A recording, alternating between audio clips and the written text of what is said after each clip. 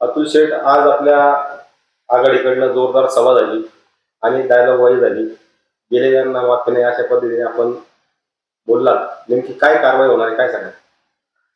कसं आहे, निवडणुकीला सामोरं जाताना पक्ष नेता जो ज्या पद्धतीने आपल्याला सांगतो त्या पद्धतीने आपण पुढं वाटचाल केली पाहिजे. पक्ष शिस्त ही मोडली नाही पाहिजे. आणि म्हणून निवडणुकीच्या प्रक्रियेमध्ये जेव्हा एखादा निर्णय घ्यायचा असतो तेव्हा निर्णय घेणं हे खूप कठीण होतं. कोण क्षमतेचा आहे त्याच्यापेक्षा सगळ्यांनाच एकमेकाची गरज आहे आणि त्यातून मार्ग काढत असताना प्रत्येक घटकाला न्याय देण्याचं काम राष्ट्रवादी काँग्रेस पक्षाने आजपर्यंत दिलाय आणि तो पुढेही देत राहणार आहे. पण मला जे पाहिजे ते मला आत्ताच पाहिजे, ज्या काही गोष्टी आपण त्यांना सांगतो ते जर ऐकत नसतील तर त्याला काही इलाज नाही. ठीक आहे, उमेदवारी नाही मिळाली तर नाराजी होणं स्वाभाविक आहे. शेवटी माणूस आहे. राग, रुसवा, नाराज होणे, खुश होणे, आनंद होणे हे माणसाचे अंतर्भाव गुणधर्म आहे. पण त्यांनी पक्ष शिस्त मोडली नाही पाहिजे आणि इतर पक्षाकडे जाऊन पक्षाला जर डॅमेज करण्याचा जे प्रयत्न करत असतील तर त्यांना पुन्हा पक्षामध्ये कुठल्याच प्रकारचा थारा दिला जाणार नाही.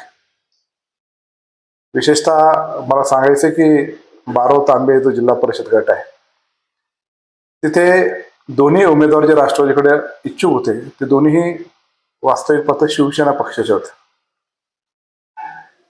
माई लांडे तर यापूर्वी राष्ट्रवादीचं काम करत होती, सुनीतादेवी बोर्डे तर पूर्वीपासून शिवसेनेचे होते आणि देवराम शेठ तर शिवसेनेमध्ये होते. मधल्या काळामध्ये ते राष्ट्रवादीत होते, त्याच्या आधी काँग्रेसमध्ये होते, परत शिवसेनेत होते, त्याच्या आधी जिल्हा परिषद अध्यक्ष राष्ट्र. ठीक आहे, पण आता दोन्ही उमेदवार समजा इतर पक्षातले आपल्याकडे जर इच्छुक असतील तर त्या उमेदवारांमध्ये एक सक्षम रीतीने पुढे जाणारा उमेदवार कोण आहे याचा निकष सन्मान्य अजितदादा पवार साहेब आणि पक्षाच्या टीमने केला आणि त्यानुसार माई लांडेंचा निर्णय झाला. माई लांडेंचा निर्णय जेव्हा झाला तेव्हा आम्ही खालचे दोन जे पंचायत समितीचे उमेदवार आहेत त्यांना म्हणत होतो की अजितदादांनी माई लांडेंचा निर्णय घेतला तर तुम्ही इकडून पंचायत समिती लढली पाहिजे. पण कुठल्याही बाबतीत त्यांची तयारी सुद्धा त्यांनी दर्शवली नाही की आम्ही त्याच्यावर काम करणार नाही. म्हटलं कुणी कोणाबरोबर काम करावं हे तुमचं जरी मत वेगळं असलं तरी पक्ष म्हणून आपण एक संघाने पुढे जात असताना त्यात आपण सॅक्रिफाईस कॉम्प्रोमाइज केले पाहिजे. पण त्यांनी ते ऐकलं नाही. तर जिल्हा परिषदची उमेदवारी माई लांडे यांना निश्चित झाल्यानंतर खालचे जे दोन राष्ट्रवादी काँग्रेस पक्षाकडे इच्छुक उमेदवार होते त्यांना आम्ही विनंती करत होतो की तुम्ही इकडे असं लढा.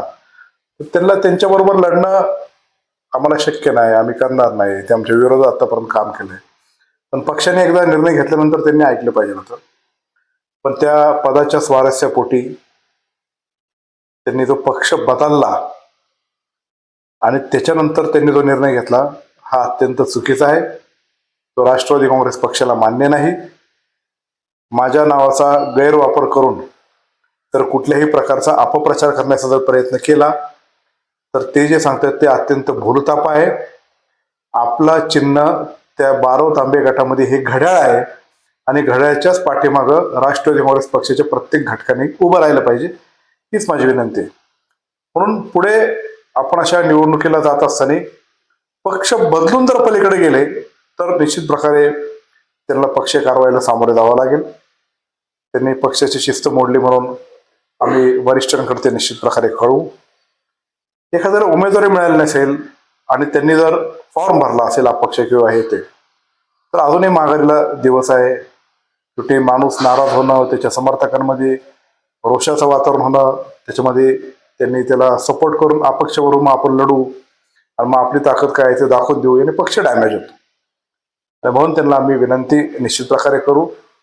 आमचे नेतेही विनंती करतील आणि पक्षाच्या माध्यमातून कुठं ना कुठे संधी देण्याचं काम राष्ट्रवादी काँग्रेस पक्षाच्या मार्फत केलं जाईल.